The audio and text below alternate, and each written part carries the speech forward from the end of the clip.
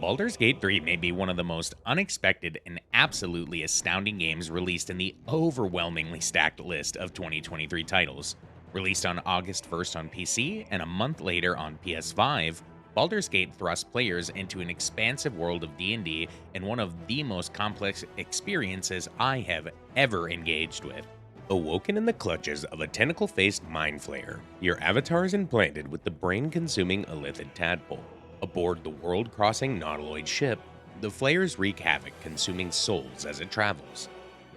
With a magnificent entry, red dragon riders burst through the sky and engage with the ship, causing massive damage, freeing you and the horde of beings inside the ship. A fierce battle ensues between dragon and nautiloid as you fight to gain control of the ship from the inside.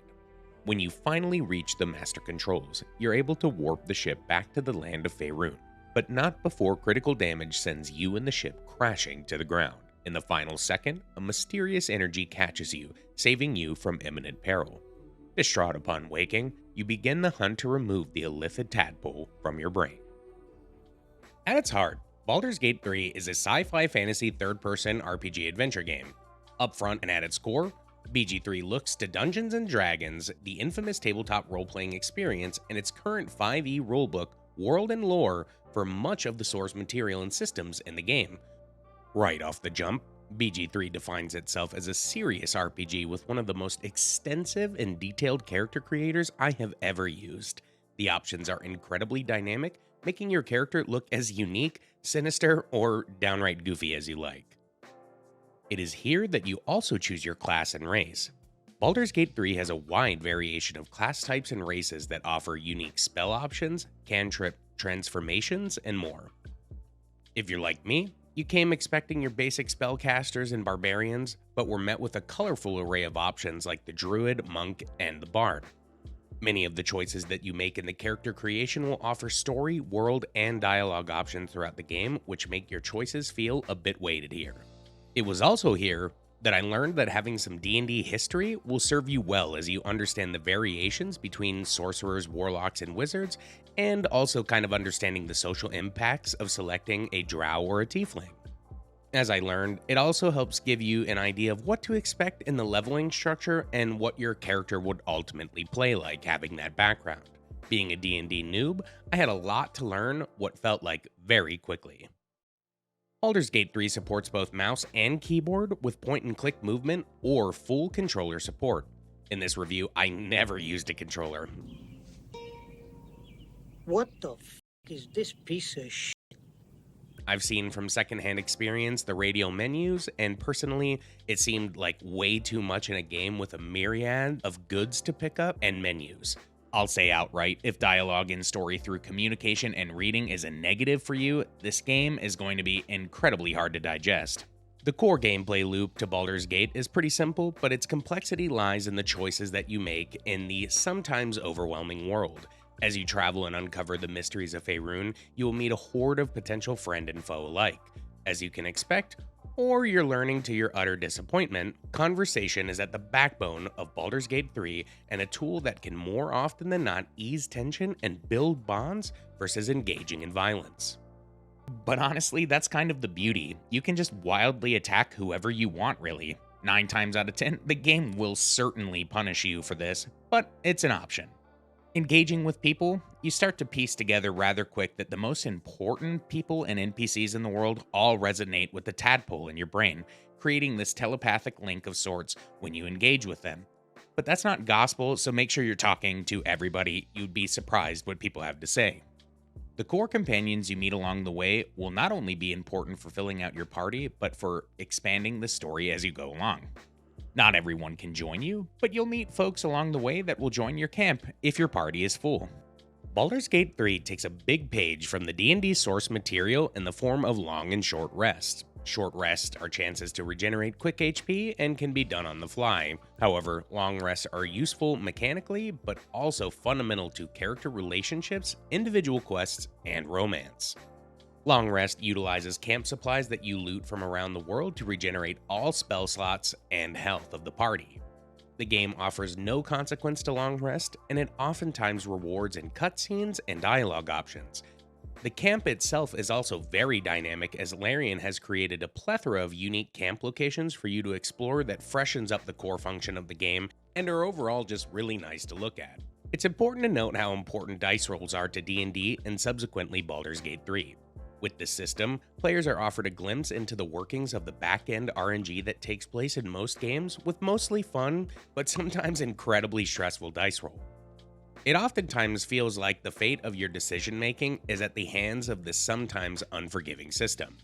But I found myself positively shocked at the amount of agency and options that were available to me in the dialogue that we would ultimately roll to decide. There are some saving grace options if you feel like the rolls are consistently stacked against you, which was nice, but it's certainly hard to feel like the game isn't against you. Leveling and loot are a pillar to RPGs, and Baldur's Gate 3 is no exception. A world sprawling with mountains of loot, weapons to be formed, and secrets to unfold, BG3 has the carrot on a stick system perfected, and I loved it. I think Larian has created one of the most player-focused inventory management systems I've ever experienced. Once you have your precious goods, while your character has a weight value and can become encumbered, if you're a loot goblin like me, at any point you can opt to just send your loot to camp from anywhere in the world. Honestly, one of the coolest design choices I have ever experienced. Couple this with the seamless management of your entire party's inventory, the staggering number of items in your pocket becomes manageable rather quickly. In terms of leveling, I wouldn't expect to blow through levels becoming super powerful off Jump Street. Leveling is a slow process that requires a lot of interaction. Exploration and questing is going to yield quite a bit of experience, but I'd be lying if I didn't say that the biggest breaks for my playthroughs came through with combat. Baldur's Gate 3 uses a turn-based combat style, a style that for many is an almost automatic turnoff. I grew up in the world of turn-based RPGs, so my love has always been there, and it felt good to be back in a game that really develops the turn-based gameplay. But learning to battle is complex. Juggling how squishy and downright weak you are in the beginning, tactics and placements are taught early and established as a must-have for success. There are a ton of D&D terms to learn between status and effects, but even what your basic functions and skills are. You must navigate your character through the battlefield based on their speed or the distance of their movement, and then determine what types of actions, bonus actions, and any extra class actions or skills that you want to use in a turn. I feel learning this structure was the toughest for me personally. I had to consistently tell myself to slow down and just be patient. Running in and playing like any other game often met with my demise. As you develop, you learn how the elements in the game interact, and quite frankly, how the environment can be used in your favor. Also, that each member of your party should be viewed as an independent unit versus grouping everyone together. Not to say that you can't just have a group of barbs back to back wrecking everything, but the more dynamic I thought about the battlefield and my team's composition, the more I found myself dividing and conquering. I cannot forget about what makes Baldur's Gate 3 such a top-tier experience. It's something many developers glaze over, but Larian heard the message and decided to do what they do best and make it the best experience possible. Animal companions, baby. Throughout the journey, you have the potential to meet, pet, and play with some lovable animal companions. While not necessary, these small touches make an already highly immersive world feel lush with experience and only slightly creepy when you have to speak with animals. I would be remiss if I didn't mention the romance potentials and the unique quest lines of the main companions of the game. Baldur's Gate 3 might be one of the most rambunctious games ever. Normally, in other games, your companions have thoughts and ideas, maybe some quests here and there, and seldom the chance for romance.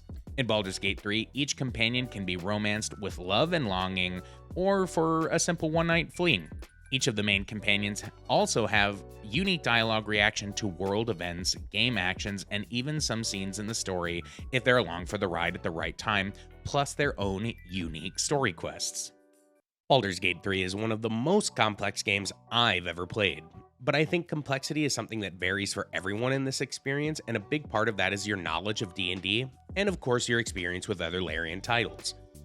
The rules of D&D so heavily inspire BG3 that understanding D&D rules, character builds, leveling, and the like really gives you a leg up in the world of this game.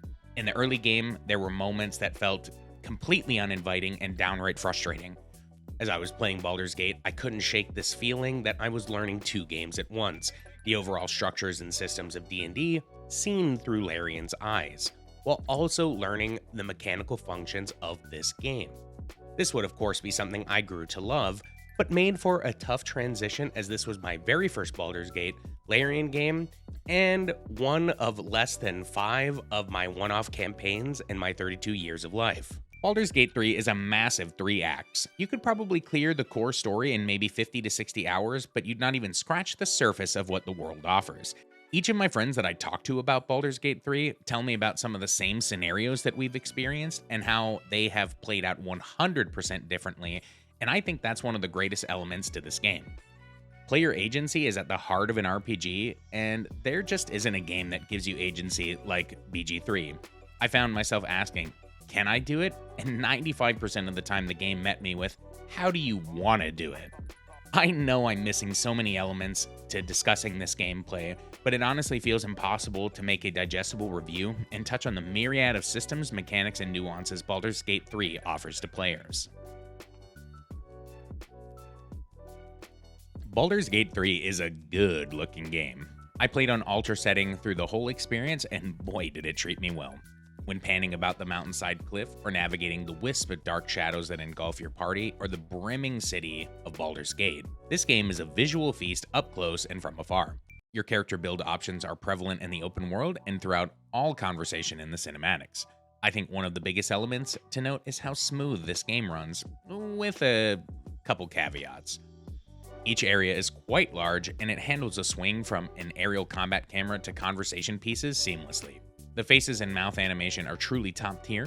I think this game shines its brightest when in dialogue, which is not surprising considering how often you're pulled into talking to another person. The diversity in character models is truly amazing, and in conversation, you get to see Larian's character builder at work, seeing the diverse amount of species and NPCs throughout the game. All of this to say the game is loaded with other things to look at other than faces. The environments are wonderful and filled with beauty even in the most foul places. You'll find yourself pleasantly surprised when engaging the set pieces in combat. Most of the environment can be interacted with in and out of combat, but make for some spectacles when you can attack them. Let's just cut to the chase. Blowing stuff up looks sick, and it looks as good as it feels. Spellcasting and the horde of unique skills at your disposal all have lovely animations and effects. Never did I feel like a spell or interaction was just alright. The particles and lighting always felt natural, unless the skill is specifically meant to be unnatural or over the top. Transformations are always flashy, and I love that because I want the world to know when I transform into an owlbear. With all that said, I think it's fair to say that this is one of the most overwhelming UIs I've ever seen. To be totally honest, in the opening weekend, seeing menus and players' bags loaded with stacks of items gave me secondhand anxiety and nerves about feeling lost when I started my playthrough. Learning the UI and how to organize yourself, your companions, and your spells feels like its own minigame. To be fair, this feels like a criticism I have no real solution for, so therefore take it with a grain of salt. When you can interact with 90% of the objects in the world and have a spellbook larger than an Applebee's menu, it's bound to get a little visually hectic. Breaking objectivity here, I think that Baldur's Gate 3 is going to sweep awards this season. I have no doubt in my mind. But if it were to only win in one category, it would be the audio. Absolute chef's kiss. Baldur's Gate 3 has some of the best music and sound design in games I've ever heard. I feel overwhelmed not knowing where to begin. The overall design as you navigate the world is astounding. Spells, traversal, the environments, the ambiance, the sounds of combat are to be truly marveled. Each new place, whether a massive area, dungeon, etc., has its own feel and sound profile, making each location feel distinct. Transitioning from the mud-covered riverbanks to a wooden cabin sound dynamic and transition flawlessly. Rooms also feel and sound like they have volume and depth. When your character muddles to themselves, empty large rooms have an echo compared to tightly packed and furnished bedrooms. Your characters are also aware of their surroundings. When in stealth, your maniacal party chatter creeps to a faint whisper, which I just note as an awesome little touch.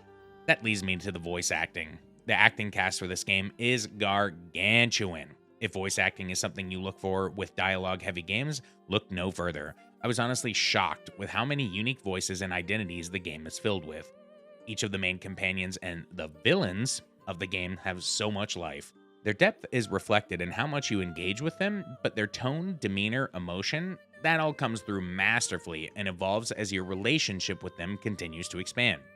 But I feel all of this just comes together with the absolutely undeniable best soundtrack of the year, and one that I think will go down in gaming history. I'd be lying if I suggested I wasn't just blasting the soundtrack while writing this, and the fact that Down by the River essentially lives in my brain, my blood, my body, rent-free for all eternity speaks volumes to the quality of the performance.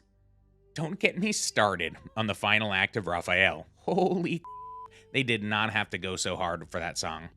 All this fangirling aside, I firmly believe that music helps define a game. Baldur's Gate 3 will become a new standard in musical performance in games that I hope we see rivals to in the future. I'm going to skip a dedicated difficulty section because I feel I've kind of touched on that. But in brief summary, if you know nothing about D&D like I do, and turn-based combat isn't your forte, this game is going to be tough.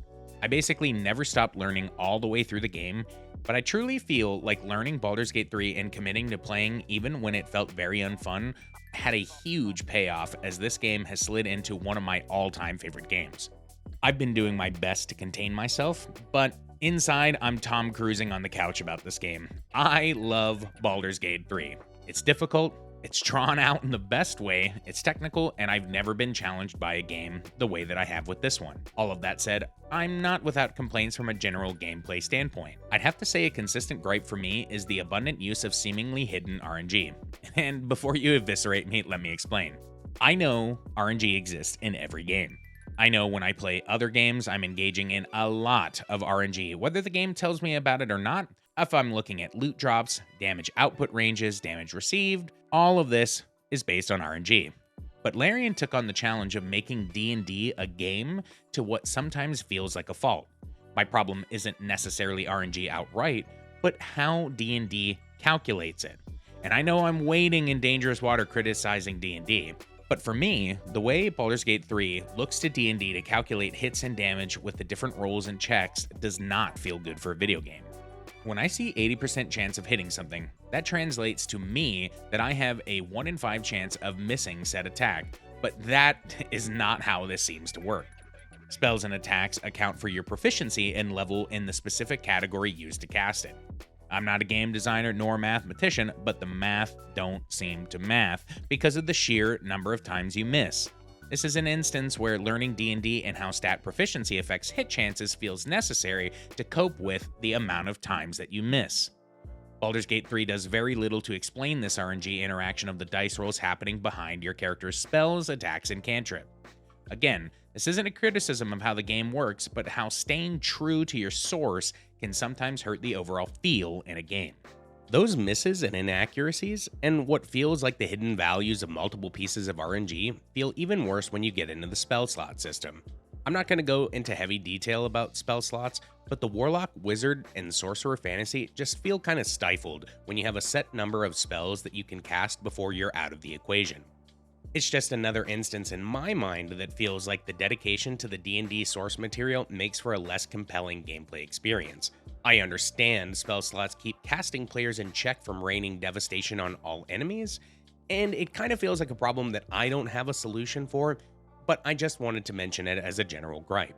And finally, as good as Baldur's Gate 3 looks and feels, I'd be doing a disservice to players to not address what feels like a technical failure. While I know not everyone experienced these issues on PC, for me, even as recent as patch number 2 and hotfix 8, I was experiencing what could only be described as a memory leak. I would start Baldur's Gate 3 and the game would run flawlessly. However, around the 3 to 4 hour mark, stutters and dragging would mar my experience. A quick look at my processes revealed double and triple memory values on my PC that would resolve itself instantly with a restart of the game client. While hardly an issue overall in the myriad of hours that I played in this game, it's slightly annoying in a game that is otherwise a technical marvel, and a notable problem when singing the game's praises through and through as I have been. All of this to say, two systems in a game that has hundreds and spans anywhere from 40 to 200 hours for a single playthrough feels like a huge win in my book. Baldur's Gate 3 is complex at every single turn. It's very uninviting to newcomers, it's oppressive at the start, and it teaches you through punishment constantly, but my god does it feel good to learn. The frustration that would mount over an incredibly hard fight, The dwindling of numbers down to a final epic moment, overcoming a crushing foe, brought me delight and joy in a way that I haven't felt in quite some time. The player agency in Baldur's Gate is truly one of the most profound elements I've seen in gaming, period. With so much yes, and as few no's allowed to maintain some form of technical order, Baldur's Gate never seeks to punish its players' creativity. I feel like this review could be 45 minutes long, and I would barely scratch the surface of all the things that you can do, as I'm certain I didn't even do all the things in my 100 plus hours playthrough. Baldur's Gate 3 is an absolute 10 out of 10 in my book, but I feel that I should present it as such. This game, unlike many 10 out of 10 games, I don't feel is for everyone. There is a horde of reading, listening, decision-making, and tactical turn-based fighting, which I know is a huge turn-off for a lot of gamers. A good story is great by many, but this story is one that feels very robust as you defined it. Your actions and your choices consistently sculpt the conclusion that, quite frankly, you may hate. You can always save and reload, but if you're like me, you own every decision and every mistake, which leads to sometimes hilarious, albeit unfortunate, consequences. But if you're willing to try a game like you've never thought, engage in and learn complex systems, Baldur's Gate 3 will reward you and excite you in a way I think that's unlike anything we've seen in gaming in years. Thanks for listening, y'all. Your energy and time means everything to me. Like and subscribe for more nonsense. Until next time.